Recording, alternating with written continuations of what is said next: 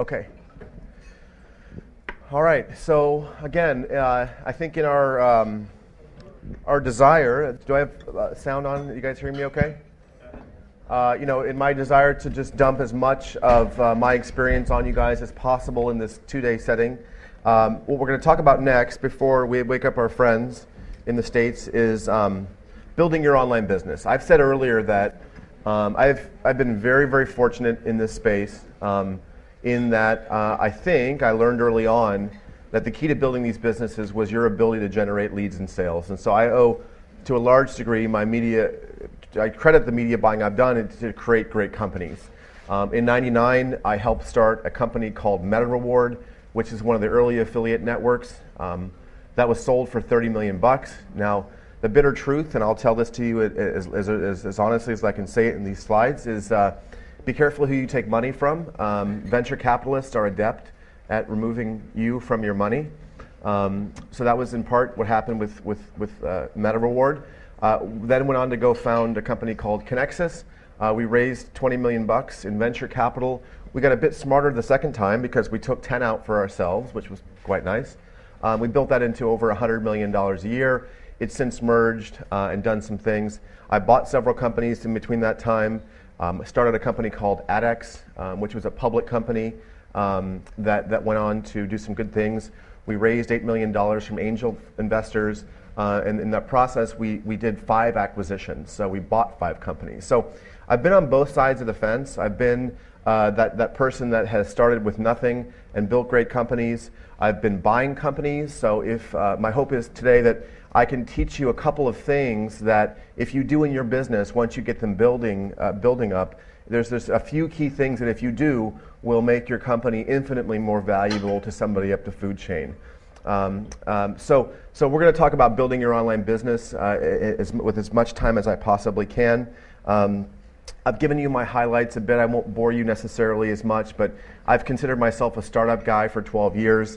I've been building businesses since I was a kid with my first lemonade stand. I had carnivals in my backyard. I did all kinds of crazy stuff. I've been doing this type of thing for many years. I've bought a lot of media, as I've kind of bored you guys with. I've had the good fortune of hiring and training hundreds of people in the space. I'm very active in the community, and I run Media Mentors. Now, I think, so what's great about you guys being here today is I think you get the advantages of starting an internet-based businesses. When I say it's the absolute perfect time to start, it's kind of counterintuitive, right? I mean, in the States and perhaps here, we're in the worst recession that we've remembered since almost the Great Depression, right? I mean, if you read, this is why I don't read papers, I don't watch television, but so I've heard there's a recession going on, and what it is, it ends up being an amazing time to start businesses for a variety of reasons. If you think about the media side, buying media, a lot of the brand advertisers have pulled out. So if you have this media being created at a high volume, and you have less advertisers coming into the space because they're letting people go, they're firing people, they're buying less. It's the same type of environment that existed for me back in 1999, 2000, because I grew up in Silicon Valley. I saw the first wave of internet companies absolutely get crushed. So I saw this massive wealth creation happen in Silicon Valley, and then around 99, 2000, everything came crashing down. And that's when we started MetaReward, because we found that there was amazing amounts of media to buy for dirt cheap.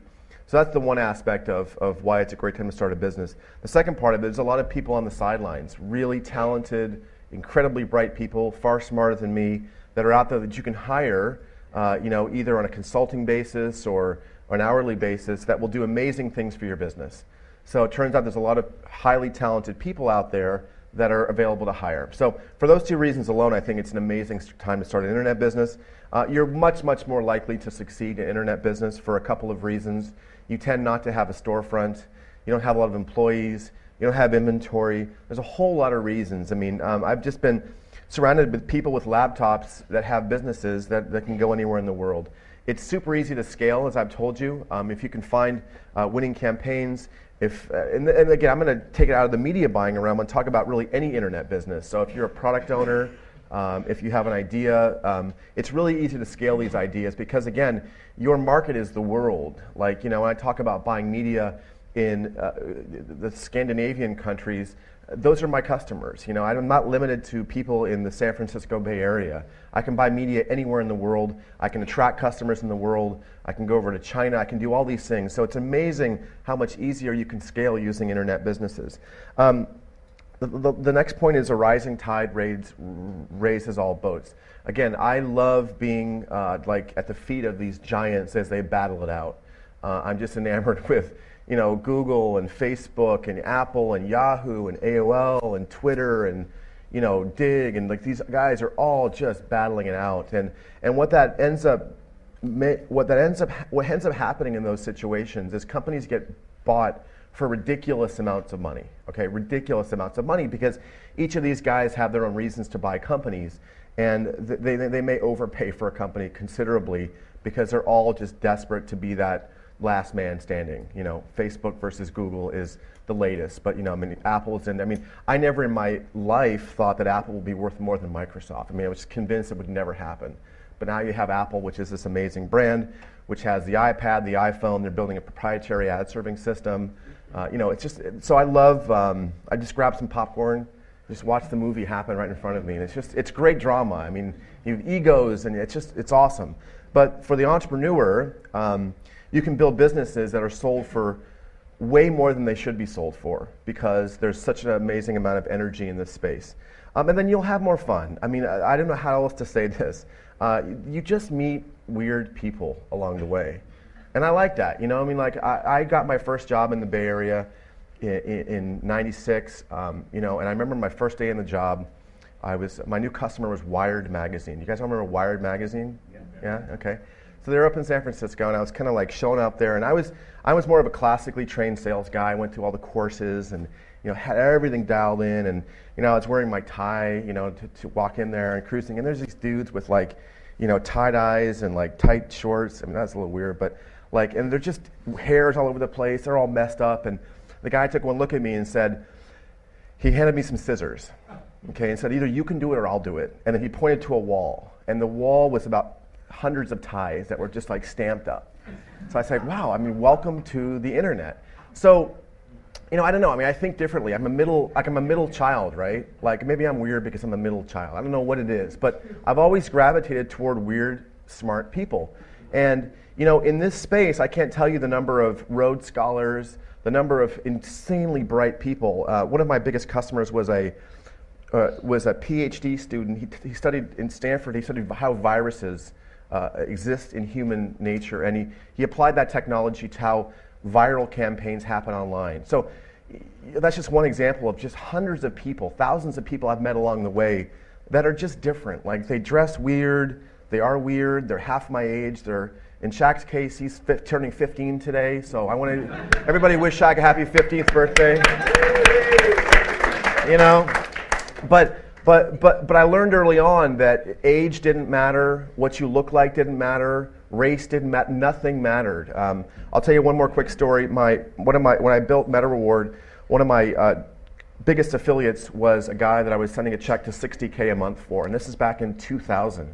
And I think at some point my accounting group messed up his address, so I had to call to get his address. A nice lady answered, "Hi, I'm Scott Ruick. I'm VP of Business Development from this company, and who's calling?" And it was it was weird. I thought it was his secretary. It was his mother. Okay, and he was 15 years old. 15. I kid you not. And I was sending checks to $60K a month. So at that point, I realized I should just lose whatever was taught to me about what people are supposed to be, like guys in suits, like respect, like age. I just threw all that away, and I became a much more open person about how people are making money online. And I've seen every race, I've seen every age, I've seen every background. So I have more fun because I like weird people. It makes my life more interesting, you know what I mean? Boring people suck. So what you all should know, and I think we've tried to explain that to you here today, is starting a business is very easy, succeeding is hard. Okay, and this is not glamorous work. I hate to say it. When we started NetBlue, it was two guys at a desk. it was an IKEA desk, it was a cheap desk, and really you have nothing. And it's not glamorous work. And we didn't have, trash service. I was taking out the trash. So you have to kind of be willing to embrace that lifestyle. A lot of people say they love startups, okay? I mean, I get it all the time, having interviewed probably 1,000 people. I mean, startups are great, Silicon Valley. But then oftentimes you throw them into the mix where there isn't a plan. Like the business you start all of a sudden changes over here, and they just can't take it. Like, where's the training manual? Like, there is no training manual.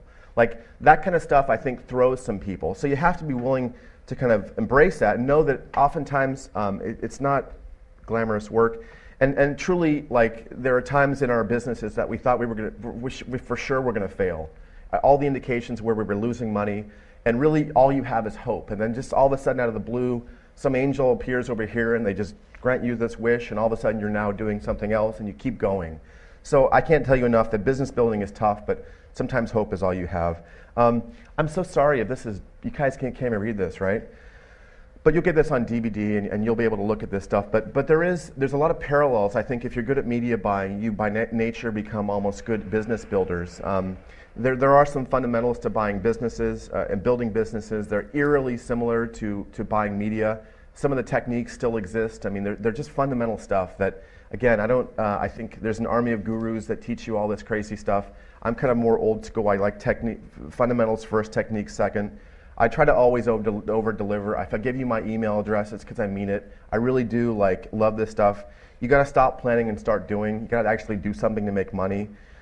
They focus on making their dollar.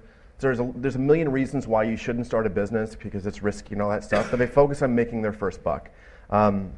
They're willing to learn on the job. I describe business building in the internet space as like a car going uphill and you're moving along and you're changing the oil while the car's going. You don't have time to slow down because this business changes so quickly. They go where the money is. There's a lot of money right now being floated around by these giants.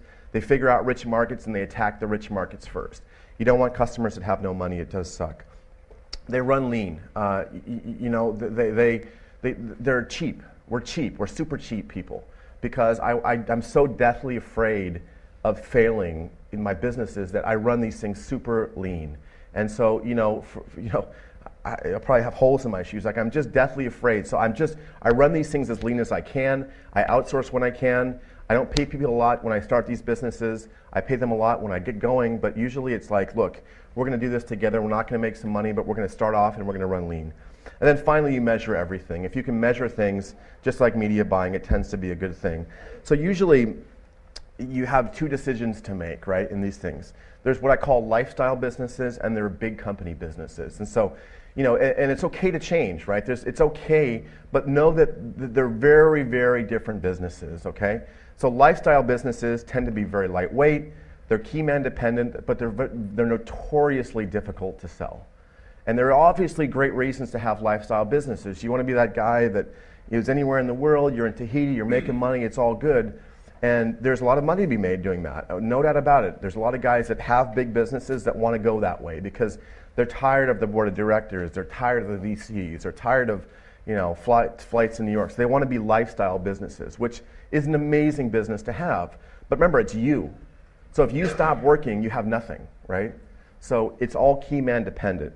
Now, conversely, big businesses are much, much different. It's a long process, it's much complex, but it's much, much easier to sell, okay? And that's what you want to do is you want to get to a point where somebody values your company way, way more than it's worth. And there are things to do to build those big businesses. So, I think we're all going somewhere. I've built bigger businesses. I want to have a lightweight footprint. I have guys that are running very successful lifestyle businesses that want to figure out how do you get to $100 million. And I'm like, look, it's not better over there, right? Like, you have issues that you may not like. You have 120 employees and this person's sick and the board of directors are angry. So, be careful what you ask for, but just know going in you should probably pick one or the other. They each have their benefits, they each have their downsides as well. Okay? All right, we're going to go through this business building roadmap. I won't be able to do it as much justice as I'd like, but I'm going to try to get through it as much of this as I can. But I mean, similar to the 9 slides that I gave on media buying, I think building your business has very similar characteristics. It obviously starts with you. You have this idea, right, for some great business, or you want to copy a business in the affiliate space, so you have somebody else's idea. You do some research, you figure out, is it a good market? Are people buying handbags in Brazil? You know, what is, you do your basic due diligence. You figure out the structure that's ideal for your idea. You got to have money, all right? You got to have funding. So either you get it from your mom or your brother, or your uncle, or the bank, or a VC, or an angel investor. You self-fund it. You test it, right? You figure out if this is a good idea. And at this point, you should be willing to change your idea if the market doesn't demand that. And you get going, and you run like crazy. You scale it. And there's some elements I'll teach you how to scale your business. And then hopefully you sell it for a ton of money. And that's the idea. Finally, I'll end with some 5 things that you ought to do if you're creating big businesses that you should avoid. Okay, so it obviously starts with you, right? And we're going to kind of jam through this. But you got to figure out kind of what you're good at and what you're not good at, and have an honest assessment about these things, okay? You can't kind of be everything to everybody. So, you know, I was at a conference last week where Mark Victor Hansen, who's this Chicken Soup for the Soul guy, was talking about the different types of people. There's visionaries. There are people that like sit underneath the visionaries and get stuff done. And there are people under that figure out all the legwork. So there's different elements. So you got to figure out where you are in terms of like your mindset. Are you really willing to do this? This is not glamorous work. What are you good at? And figure out your own head first, okay? Second business is idea. Now I hate to say it, but ideas are worth nada, like zip, zilch, nothing. Like ideas are horrible because it's only ideas that are acted upon that matter. So I can't tell you, I mean, living in the Bay Area, this is what we do, right? We don't go watch football or Arsenal, or we sit around coffee shops and we talk about ideas. Like, wouldn't it be great if we could create a company that did like Miss Internet? Yeah, that's a good idea, because we could, I mean, this is all we do. We talk about these, you know, what about this? What about this? And, you know, it's all idle chatter. It's all basically, you know, coffee talk. What really matters is ideas that are applied and acted upon. So just know that don't fall in love with your idea. If you have the next idea that's going to take down Google, God bless you. Like, that's awesome. You're the man. But again, don't fall in love with it, because it's not worth anything. It's worth zero. So, but ideas that have some, you know, some push behind it, that are applied, they're acted upon, those are ideas that end up being worth a lot of money.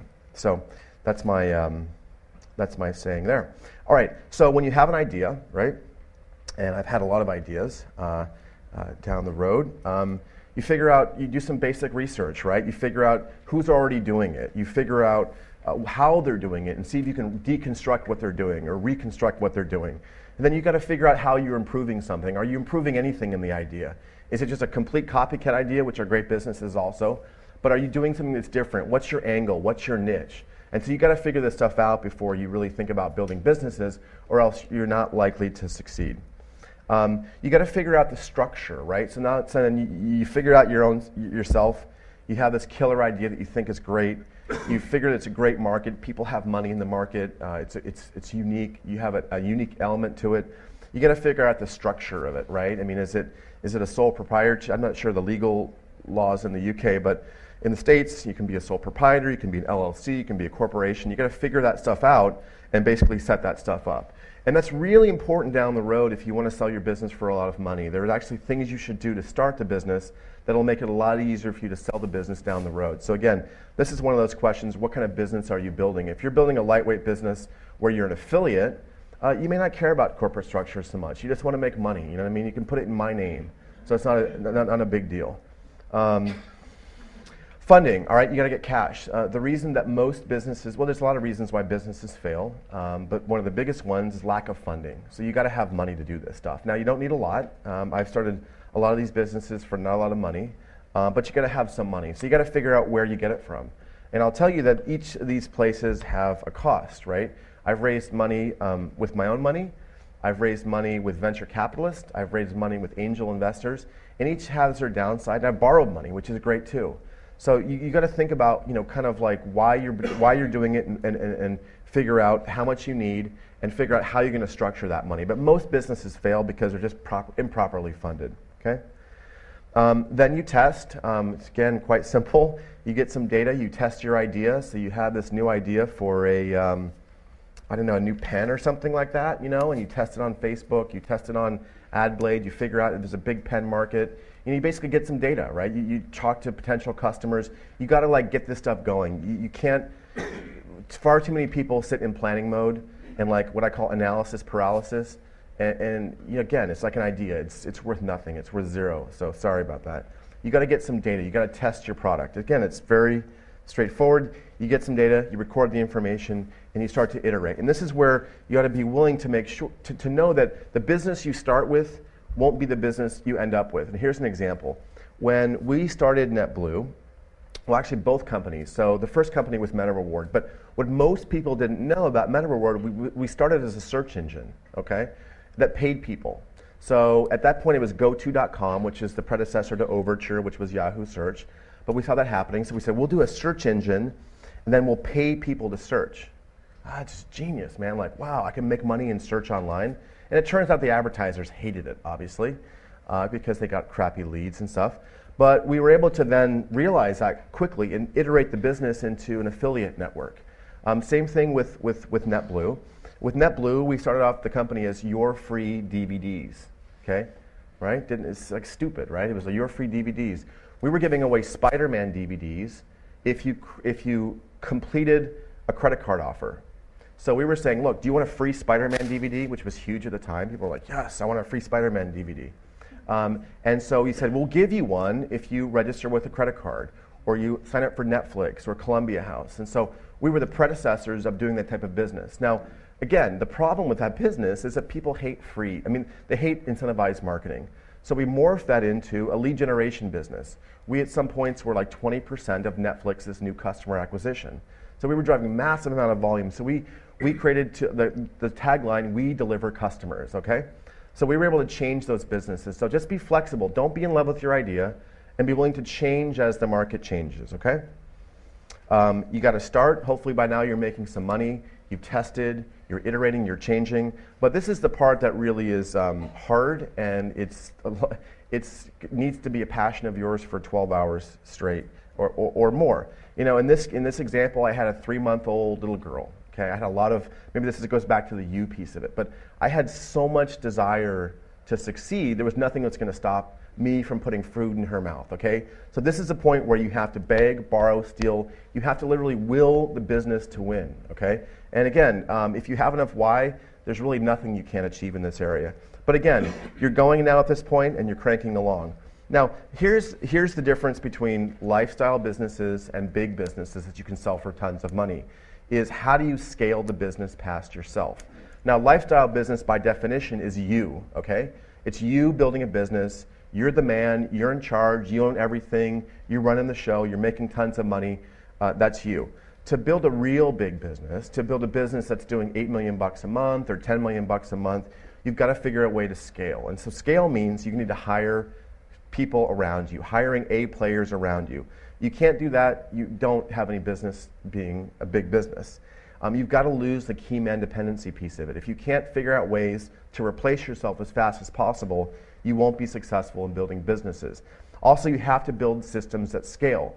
When we started NetBlue, I was doing all the media buying, okay? I was doing everything from banner creation to talking to Microsoft, to uploading banners, to creating landing pages. At some point, I have to get myself out of that job and be able to teach people how to do that. So you have to build systems that allow you to get out of that job. You need to fire yourself from that job.